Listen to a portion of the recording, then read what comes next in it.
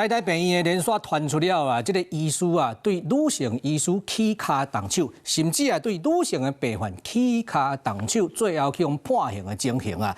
所以这个情形性犯罪，伫这个病院是非常严重的代志啊。不过，规个处理的过程呢，即马迄个监察伊感觉处理了无好，认为啊，包括病院、包括卫福部拢有失职的部分，所以监察院提出纠正了。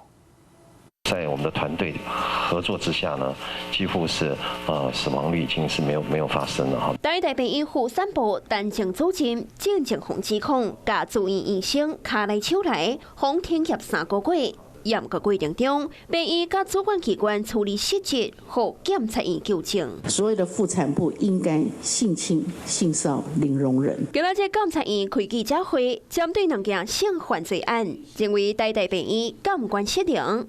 妇产部单情组织111年到112年期间，涉嫌甲6个住院医生性骚扰。当时病院一知影消息，发布3项禁令，呼伊袂当和住院医生接触，严格无实际效果。一直到114年7月才甲处罚停业3个月。另外一个姓黄的住院医生，110年涉嫌甲女病患性侵，严格病院无做好隔离，对主患者搁调查惊。 后来才甲医生恢复接教，严格已经拖3冬久。因为他们都会把这件事情跟所谓的台大妇产部内部的派系斗争搞在一起。妇产部单情组织主动是这大会，各有平分可惜的权力。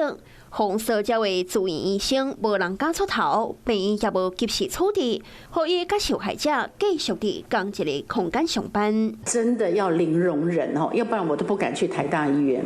所以这个部分，台大医院真的要痛定思痛，好好的处理。监察委员共款甲卫福部纠正，现行针对医生牵涉到性犯罪，相关处理程序甲指引不足。 望主管机关甲病院会当重视通报管道。Hello， 我是蒋欣梅。想要抢先掌握最及时的新闻资讯吗？赶快订阅、按赞、开启小铃铛，锁定华视新闻 YouTube 频道。